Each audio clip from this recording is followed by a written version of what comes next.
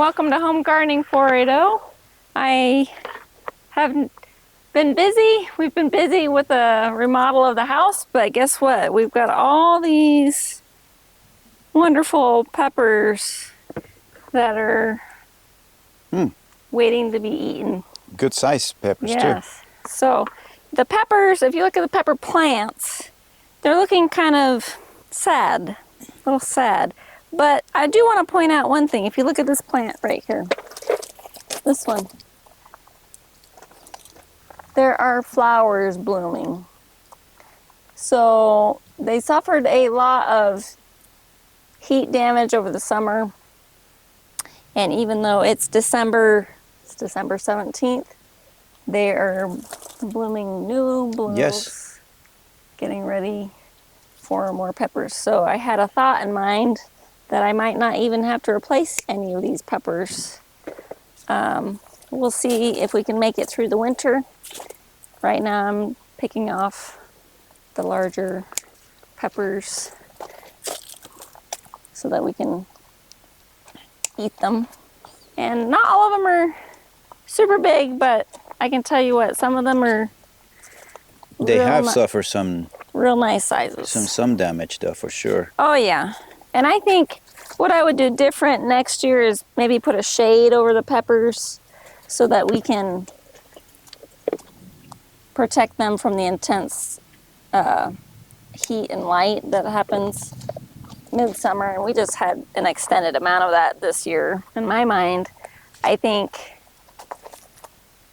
a shade cloth, some kind of stand with a shade cloth over the peppers and definitely over the tomatoes would help a lot. Here we have a zucchini that was picked maybe last week. This is what happens when you say, I'm gonna pick it later today, and then 3 days later, you've got a monster zucchini here. And I want you to zoom in right here on that monster. I didn't even see it.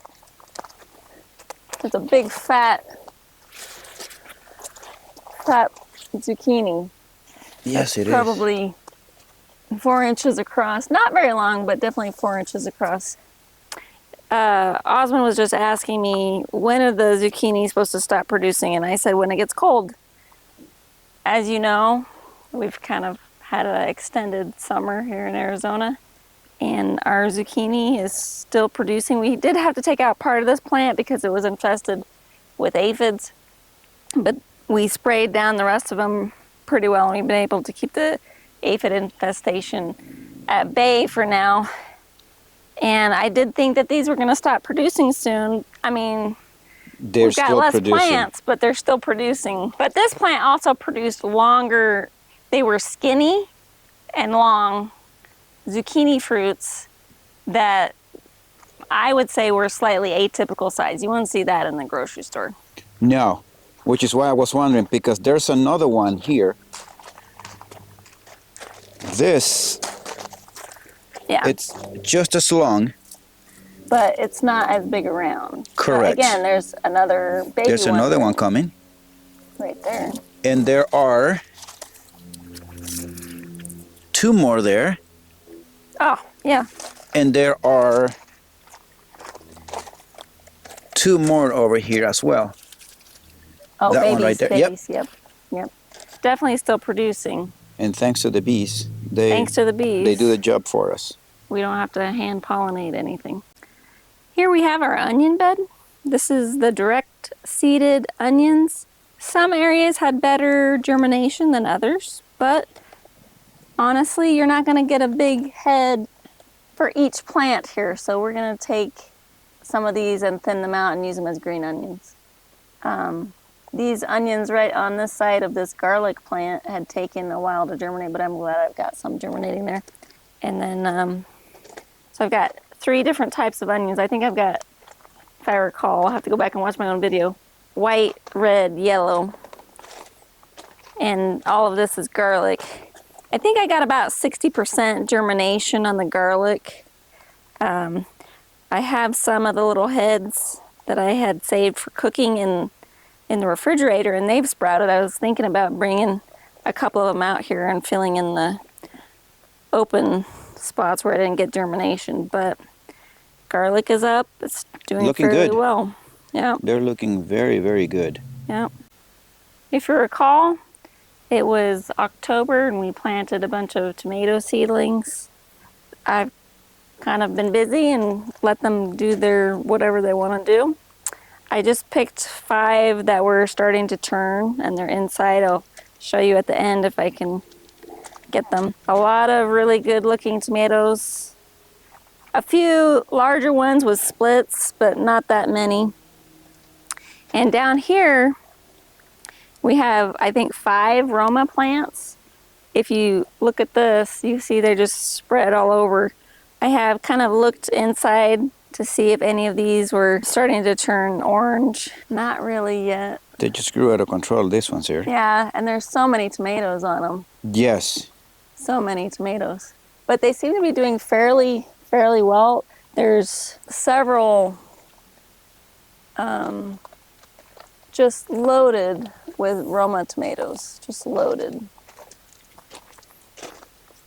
I don't know if you can see. Oh. Just loaded. These tomatoes just loaded with tomatoes. So I think... Yes. I think Smells good, though. probably the only difficulty is the sprawl. But they're doing really good and there's so many tomatoes on there. Look at this fig tree right here. It finally It just took off. took off.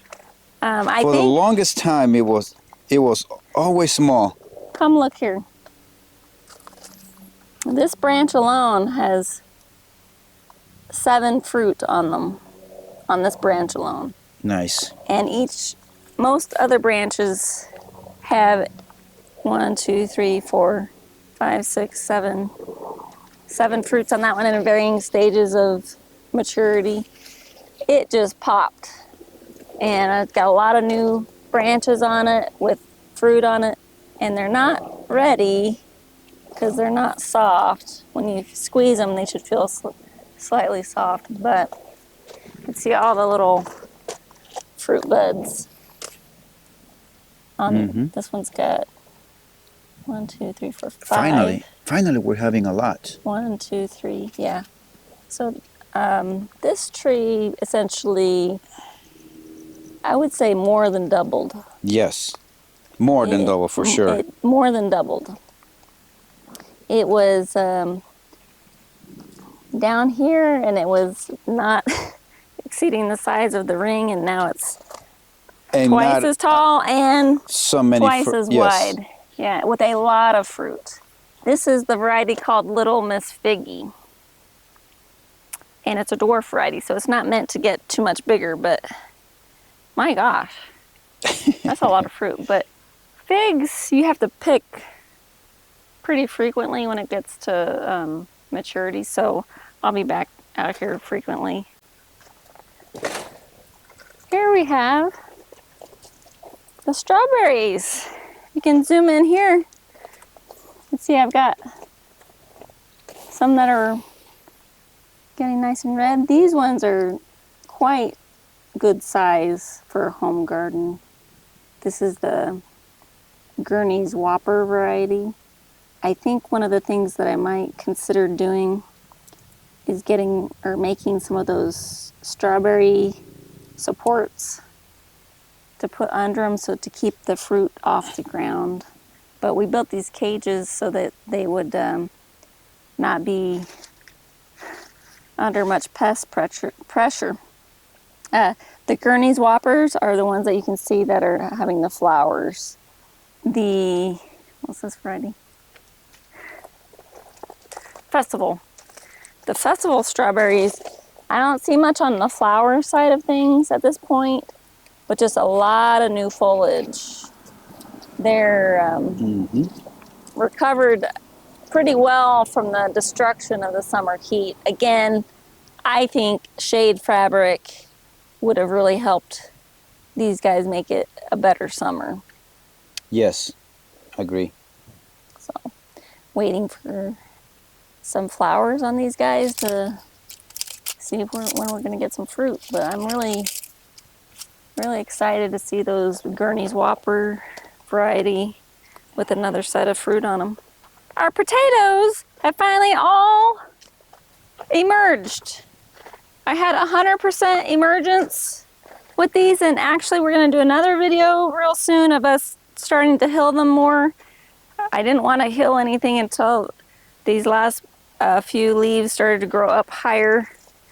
But it looks like we've got 100% up at this point. So we're going to start working on bringing the dirt back towards the potatoes. It's been a bit of a slow start. I think the heat really impacted them. I think so. This was a kind of an issue. It's been so hot, the heat slowed everything down. But they're finally up. Coming up here, I'm going to be planting some carrots. And I'm going to go through, I've had some areas on the peas that didn't really germinate that well, so I'm going to go through and kind of reseed those. But it looks like they're on their way to a good start. Okay. Well, that's pretty much what we have for you guys today. Thank you for joining us and being part of our videos and joining us and following us in our journey. And we shall see you on our next video.